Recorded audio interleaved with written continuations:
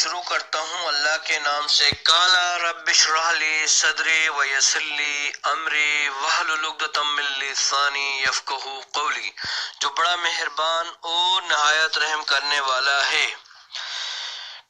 حضرت فاطمہ زہرا سلام اللہ علیہ کی وفات۔ مہاجر و انصار کی کچھ خواتین آپ کی عیادت کے لیے گئیں۔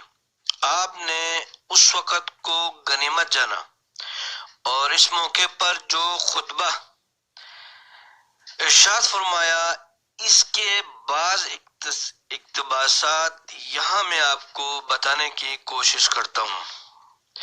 فاطمہ زہرا سلام اللہ علیہ فرماتی ہیں کہ افسوس ہے کہ تمہارے مردوں نے خلافت کو رسالت کی پائیگاہ، نبوت کی اقامت گاہ اور منزل وحی سے الگ کر دیا اور دنیا و دین کے ماہروں سے زمانۂ خلافت چھین لی۔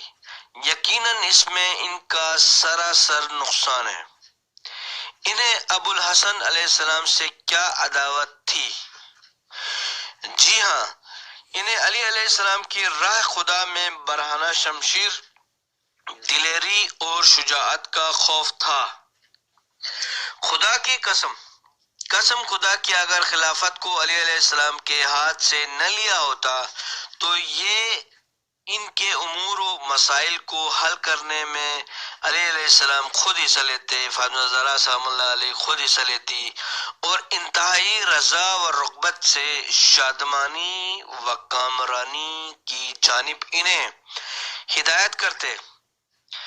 تشنگان عدل و انصاف آپ کے چشمہ داد و عدالت سے سیراب ہوتے۔ محروم و لاچار لوگ ان کی پناہ سہولت میں دلیر و شیر دل ہو جاتے۔ بنت رسول صلی اللہ علیہ وسلم جب تک علالت کے باعث صاحب فارش رہی، کسی شخص نے آپ کے چہرے پر شادابی اور مسکراہٹ نہ دیکھی۔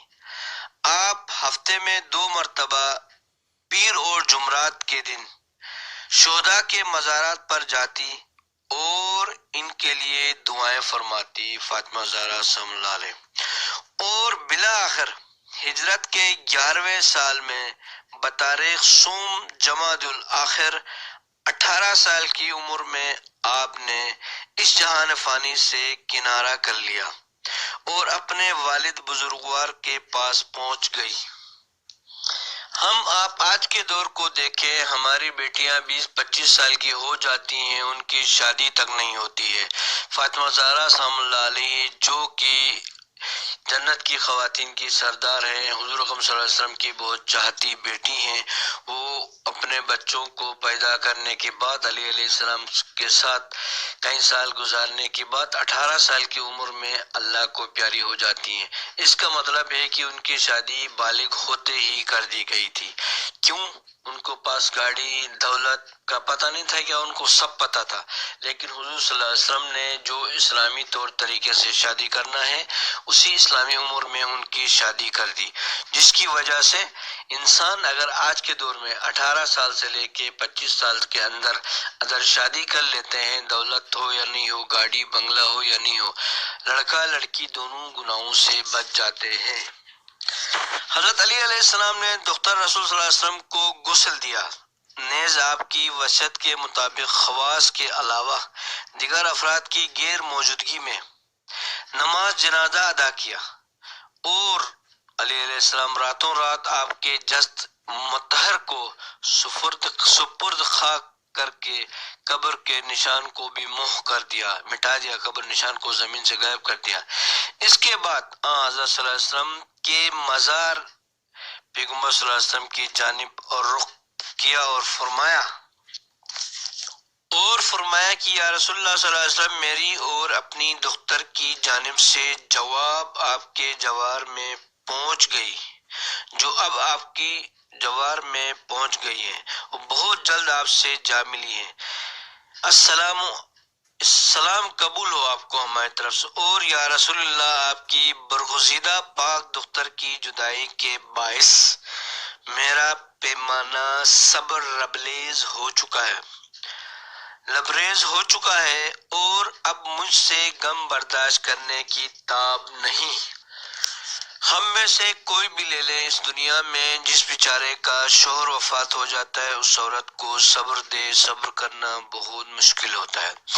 جس کی بیوی وفات ہو جاتی ہے اس بیچارے کو صبر دے اور اپنے گناہوں سے بچائے اور جلد جلد اس کو شریک حیات نصیب فرما۔ صبر کرنا بہت مشکل ہوتا ہے ایک شریک حیات کے جانے کے بعد۔ علی علیہ السلام بھی اسی طرح فرماتے ہیں، اتنی پیاری اور اچھی ہم سفر کے جانے کے بعد ان پہ کیا گزری ہوگی۔ آپ کے پیاری بیٹی جلد ہی آپ کو مطلع کر دیں گی کہ آپ کی امت نے ان پر ستم رواں رکھنے کی غرض سے کیا کیا باہمی سازشیں کی۔